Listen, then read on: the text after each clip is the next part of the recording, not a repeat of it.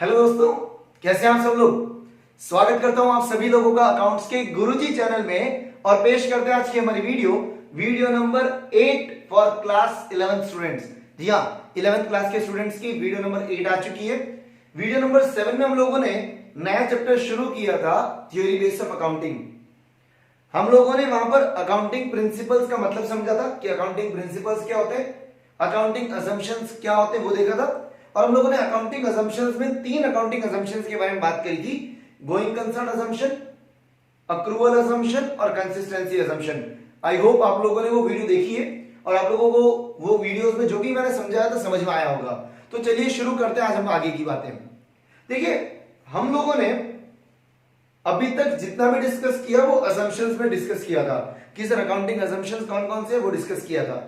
आज हम लोग अकाउंटिंग प्रिंसिपल्स शुरू करने वाले और ये देखेंगे कि अकाउंटिंग प्रिंसिपल्स कौन कौन से हैं। मैं आपको वापस से याद दिला देता हूं अकाउंटिंग प्रिंसिपल्स क्या होते हैं। अकाउंटिंग प्रिंसिपल्स वो रूल्स हैं जो अकाउंटेंट्स यूनिवर्सली फॉलो करते हैं।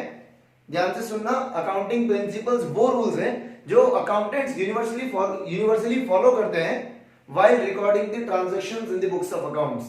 आई बात समझ में। स्टैंडर्ड रूल्स रेगुलेशंस है जिनको फॉलो करना जरूरी है while recording transactions in the books of accounts। आई बात समझ में। तो चलिए शुरू करते हैं आज हमारे पहले अकाउंटिंग प्रिंसिपल से, जो कि है सर सेपरेट एंटिटी प्रिंसिपल। इसको बिजनेस एंटिटी प्रिंसिपल भी बोलते हैं, अकाउंटिंग एंटिटी प्रिंसिपल भी बोलते हैं। सेपरेट एंटिटी प्रिंसिपल देखिए क्या होता है, एक बार मैं समझा देता हूं, फिर हम लोग इसमें क्या लिखा हुआ पढ़ेंगे। देखिए, सेपरेट एंटिटी प्रिंसिपल मैं आप लोगों को पहले भी समझा चुका हूं, जब हम लोगों ने बेसिक टर्म्स करी थी मैंने वहां पे आपको बताया था। एक बार फिर बता देता हूं।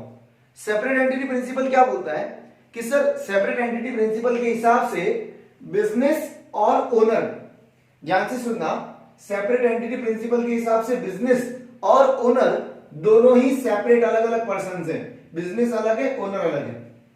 आई बात समझ में। मतलब दुकान अलग, दुकान का मालिक अलग, भले ही मालिक एक ही है, वही दुकान खोलता है, वही दुकान चलाता है, पर अकाउंट्स की नजरों में दुकान अलग होगी, दुकान का मालिक अलग होगा। Business is a separate and a distinct entity from its owner. Business बिल्कुल सेपरेट पर्सन है, बिजनेस को एक अलग पर्सन माना जाएगा और ओनर को एक अलग पर्सन माना जाएगा। आई बात समझ में। और जब हम लोग बुक्स में ट्रांजैक्शन को रिकॉर्ड करेंगे तो वो ट्रांजैक्शन बिजनेस के रिकॉर्ड होंगे। किसके रिकॉर्ड होंगे? बिजनेस के। ओनर के ट्रांजैक्शन रिकॉर्ड नहीं हो रहे हैं। ट्रांजैक्शन किसके रिकॉर्ड हो रहे हैं बुक्स में? बिजनेस के। मैंने आप लोगों को जब अकाउंटिंग शुरू करी थी, हम लोगों ने अकाउंटिंग पढ़ना शुरू किया था, तो मैंने वहां पे आपको एक चीज बोली थी कि हम लोग अकाउंटिंग करते हैं बिजनेस की। अकाउंटिंग किसकी करी जाती है? बिजनेस की। ओनर की अकाउंटिंग नहीं हो रही है। अकाउंटिंग किसकी हो रही है? बिजनेस की। बिजनेस अलग है, ओनर अलग है। हम लोग ये बोलते हैं कि बिजनेस और owner both are separate and distinct entity. इसका मतलब जब हम लोग अकाउंटिंग करेंगे तो ट्रांजैक्शन किसके पॉइंट ऑफ व्यू से रिकॉर्ड होंगे? बिजनेस के पॉइंट ऑफ व्यू से। हमें बिजनेस बन के देखना है कि हमारे साथ ट्रांजैक्शन क्या हो रहा है। और इसी रीजन की वजह से ओनर जब पैसा लगाता है बिजनेस में, ओनर जब बिजनेस में पैसा लगाता है उसको क्या बोलते हैं? कैपिटल।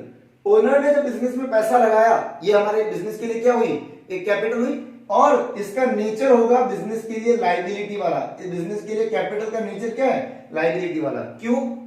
बिजनेस के तरफ से सोचो, कोई ओनर आपके अंदर आपको पैसा दे रहा है बिजनेस के हिसाब से, तो किसी ने पैसा दिया है, हमें चुकाना पड़ेगा। उसने हमारे को डोनेशन नहीं दिया, गिफ्ट नहीं दिया, उसने हमारे में पैसा लगाया, तो बिजनेस के पैसा दिया किसने? ओनर ने। तो बिजनेस की जिम्मेदारी वापस पैसा चुकाने की, इसलिए बिजनेस के लिए कैपिटल एक लायबिलिटी होती है। इसी रीजन से बिजनेस के लिए कैपिटल क्या होती है?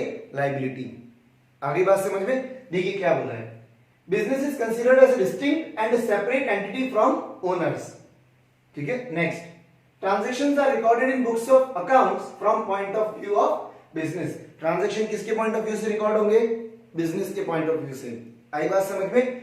और ये सेपरेट एंटिटी प्रिंसिपल आप लोगों को बता दूं, कोई सा भी बिजनेस हो, किसी भी तरह का बिजनेस हो और किसी भी लेवल का बिजनेस हो, चाहे प्रोप्राइटरशिप हो, चाहे पार्टनरशिप हो, चाहे कंपनी हो, चाहे एचयूएफ हो, कुछ भी हो, किसी भी नेचर का बिजनेस हो और चाहे कितना ही बड़ा हो कितना ही छोटा हो, ये प्रिंसिपल हर बिजनेस के साथ लगेगा। बात खत्म। आया समझ में? Clear. Next, money measurement principle. ये बहुत इजी है।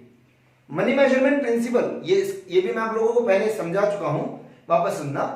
मनी मेजरमेंट प्रिंसिपल क्या बोलता है कि हम लोग बुक्स ऑफ अकाउंट्स में सिर्फ उन्हीं ट्रांजैक्शन को रिकॉर्ड करेंगे, हम लोग बुक्स ऑफ अकाउंट्स में सिर्फ उन्हीं ट्रांजैक्शंस को रिकॉर्ड करेंगे जिनको मनी की टर्म्स में वैल्यू किया जा सके, जिसको मॉनेटरी टर्म्स में वैल्यू किया जा सके, सिर्फ वही ट्रांजैक्शन बुक्स में रिकॉर्ड होंगे। मतलब सर जिसको मॉनेटरी टर्म्स में वैल्यू नहीं किया जा सकता, डिफाइन नहीं किया जा सकता, उसको रिकॉर्ड नहीं कर सकते।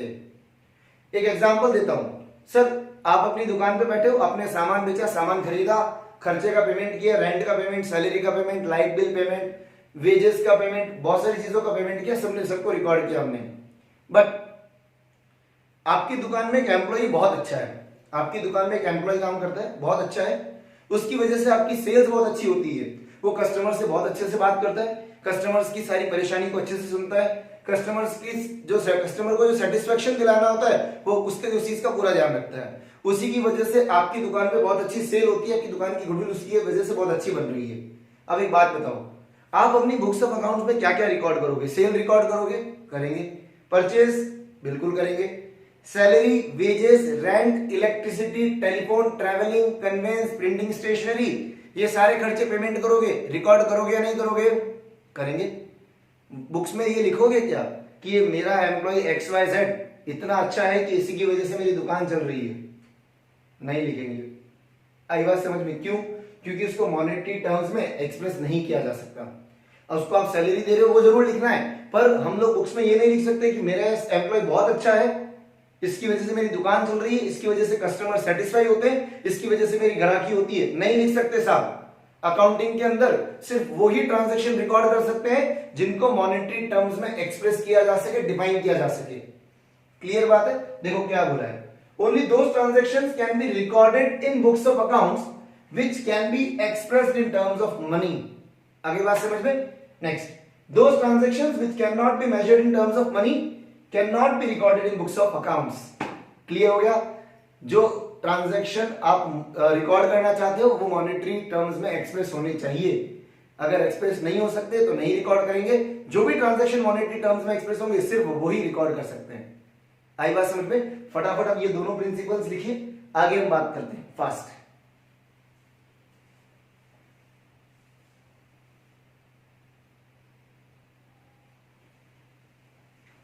देखिए अब हम बात करेंगे अगले दो अकाउंटिंग और प्रिंसिपल्स पे और बात करेंगे, जिसमें सबसे पहला है अकाउंटिंग पीरियड प्रिंसिपल।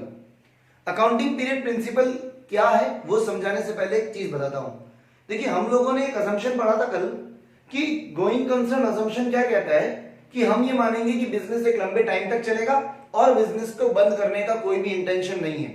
ये पढ़ा था हम लोगों ने कि we will assume that business will continue for foreseeable future for long time and there is no intention to close down the business। आई बात समझ में? अब देखना, मान लेते हैं कि सर बिजनेस यहां से चालू हुआ और बिजनेस कंटिन्यू चल रहा है, ठीक है। अब बिजनेस करने का रीजन क्या होता है? बिजनेस क्यों किया जाता है? बिजनेस का मेन मोटिव क्या होता है बताइए? बिजनेस करने का मेन पर्पस होता है टू अर्न प्रॉफिट्स। आई बात समझ में? देखिए बिजनेस करने का मेन पर्पस होता है टू अर्न प्रॉफिट। और अभी हम लोगों ने गोइंग कंसर्न पढ़ा था। गोइंग कंसर्न में क्या था कि बिजनेस एक लंबे टाइम तक चलेगा, बिजनेस को बंद करने का कोई मूड नहीं है। तो इसका मतलब ये तो नहीं हुआ कि सर आज दुकान चालू करिए, अब जिस दिन दुकान बंद होगी उस दिन देखा जाएगा कि कितना प्रॉफिट कितना लॉस हुआ, हम कोई प्रॉफिट लॉस नहीं देखने वाले। क्या ऐसा पॉसिबल है क्या? नहीं। हम लोगों ने बिजनेस किया ताकि प्रॉफिट या प्रॉफिट कमा सके और ये पता चल सके कि कहीं लॉस तो नहीं हुआ, इसीलिए बिजनेस किया। अब हम लोगों को ये पता है कि बिजनेस लॉन्ग टाइम तक चलने वाला है। गोइंग कंसर्न तो यही बोलता है कि हम ये अज्यूम करेंगे बिजनेस लंबे टाइम तक चलेगा, पर इसी भरोसे नहीं बैठ सकते कि बिजनेस लंबे टाइम तक चलेगा तो जिस दिन बिजनेस बंद होने वाला होगा उस दिन देखेंगे कि प्रॉफिट हुआ या लॉस हुआ। तो बोला क्या जाता है कि आप बिजनेस की लाइफ को छोटे छोटे टुकड़ों में बांट दो। बिजनेस की लाइफ को आप क्या करो? छोटे छोटे टुकड़ों में बांट दो और हर एक टुकड़े को आप पीरियड बोलो। इसको क्या बोलेंगे? हम पीरियड बोलेंगे। और हर एक पीरियड में आप ये पता करो कि बिजनेस का प्रॉफिट कितना है, बिजनेस में कोई लॉस तो नहीं हुआ और बिजनेस की फाइनेंशियल पोजीशन क्या है। आप क्या करो? बिजनेस की जो भी लाइफ है उसको क्या करो? ब्रेक करो इनटू स्मॉलर पीसेस। और ये स्मॉलर पीसेस जनरली इनको हम बोलेंगे पीरियड्स। और इन पीरियड में हम लोग क्या करेंगे कि ये डिटरमाइन करेंगे कि बिजनेस को कितना प्रॉफिट हुआ है और कहीं बिजनेस में कोई लॉस तो नहीं हुआ। तो हम लोग क्या बोलते हैं कि life of a business shall be broken into smaller periods so that its performance can be measured at regular intervals. देखना क्या बोला सर, मैंने बिजनेस यहां से शुरू किया, यहां पे मैंने चेक, यहां पे मैंने क्या किया, बिजनेस की लाइफ को ब्रेक किया। अब ऐसा नहीं कि दुकान का शटर लगा देंगे सर, आपने बोला था बिजनेस की लाइफ को टुकड़ों में बांटना है, हमने दुकान बंद कर दी, अब वापस बाद में खोलेंगे, ऐसा नहीं है। हम लोगों ने बिजनेस की लाइफ को ब्रेक किया, इसका मतलब क्या हुआ, आप बिजनेस की परफॉर्मेंस हर थोड़े टाइम बाद चेक करेंगे। आप क्या करेंगे, बिजनेस की परफॉर्मेंस को हर थोड़े थोड़े टाइम बाद चेक करेंगे। और ये जो थोड़ा टाइम है वो जनरली कितना होता है, ये थोड़ा टाइम जनरली 1 साल होता है। कितना होता है, 1 साल। हम लोग जब भी बिजनेस करते हैं तो आप लोगों को पता होगा बिजनेस हर साल प्रॉफिट या लॉस पता करता है कि इस साल में कितना प्रॉफिट हुआ, इस साल में कितना लॉस हुआ, इस साल में हमारी कितनी प्रॉपर्टी बढ़ी, कितनी हमारी प्रॉपर्टी कम हुई, ये सब लोग हम साल दर साल चेक करते हैं। तो क्या बोला गया, आप बिजनेस की जो भी लाइफ है उसको छोटे छोटे टुकड़ों में बांट दीजिए और हर एक टुकड़े में चेक कीजिए कि बिजनेस की परफॉर्मेंस क्या है, बिजनेस प्रॉफिट अर्न कर रहा है या नहीं अर्न कर रहा है। आई बात समझ में? देखिए क्या बोला है, life of a business shall be broken down into smaller periods so that its performance can be measured at regular intervals. आई बात समझ में? Next, generally performance of a business is measured every year, और generally टुकड़े कितने कितने के होंगे, 1-1 साल के होंगे। आई बात समझ में? नेक्स्ट, अब बात करते हैं मैचिंग प्रिंसिपल की। ये बहुत अच्छा प्रिंसिपल है। मैचिंग प्रिंसिपल क्या बोलता है कि साहब अगर आपको करेक्ट प्रॉफिट निकालना है, अगर आपको करेक्ट प्रॉफिट निकालना है या ये पता करना है एक्चुअल में करेक्ट लॉस कितना है, या तो करेक्ट प्रॉफिट होगा या करेक्ट लॉस होगा। अगर आप लोगों को करेक्ट प्रॉफिट या लॉस पता करना है बिजनेस का, तो सर ये भूल के भी मत करना कि सर इनकम तो 2019 की ले रहे हैं और एक्सपेंस 2020 के ले रहे हैं।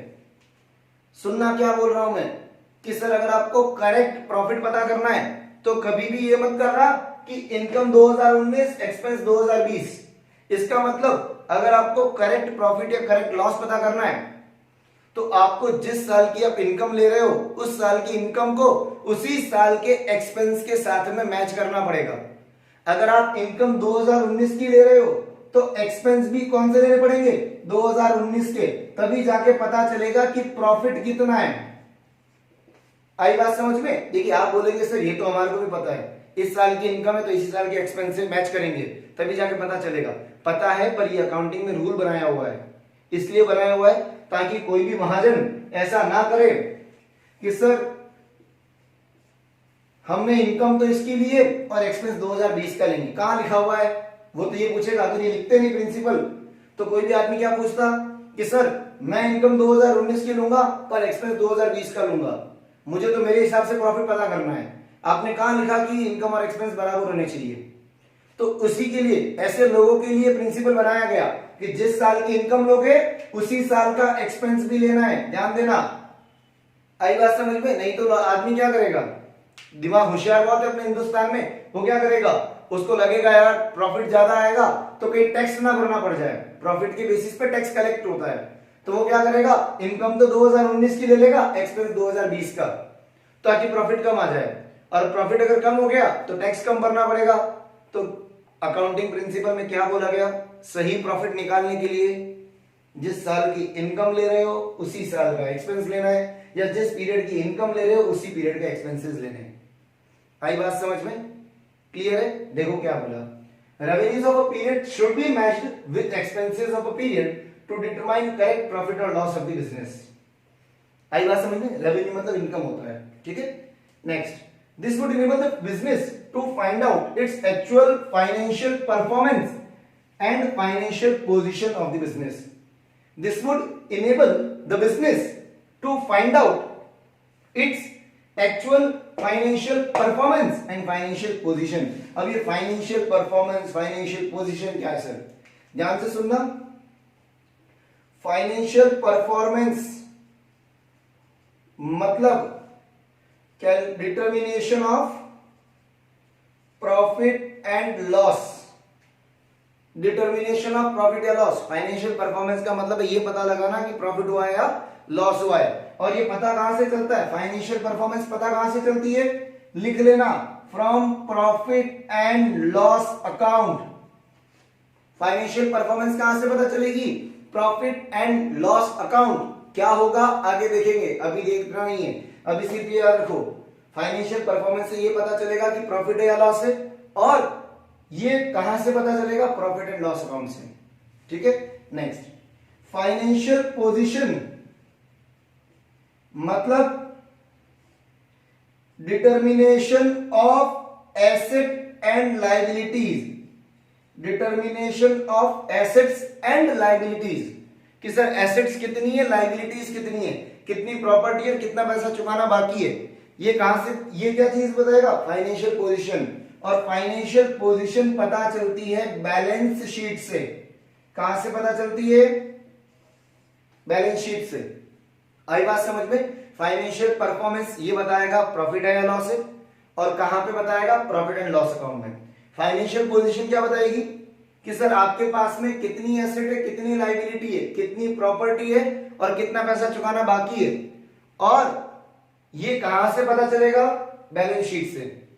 क्लियर हुआ सबको? ठीक है, देखो क्या लिखा हुआ था, this would enable the business to find out its actual financial performance and financial position of the business. Revenue और एक्सपेंसेस दोनों एक ही पीरियड के होने चाहिए। अगर आपने रेवेन्यू अलग लिया, एक्सपेंस अलग कर लिया, तो करेक्ट प्रॉफिट या करेक्ट लॉस नहीं आ पाएगा। तो इसके लिए प्रिंसिपल बना दिया मैचिंग प्रिंसिपल। क्लियर है? एक बार फटाफट नोट डाउन करेंगे आप ये लोग, बाद में हम लोग बात करते हैं फास्ट।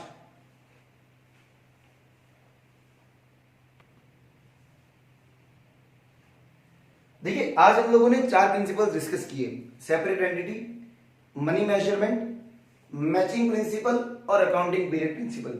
ये चारों प्रिंसिपल्स बहुत अच्छे हैं, एक बार इनको वापस प्लीज अच्छे से पढ़ लीजिएगा।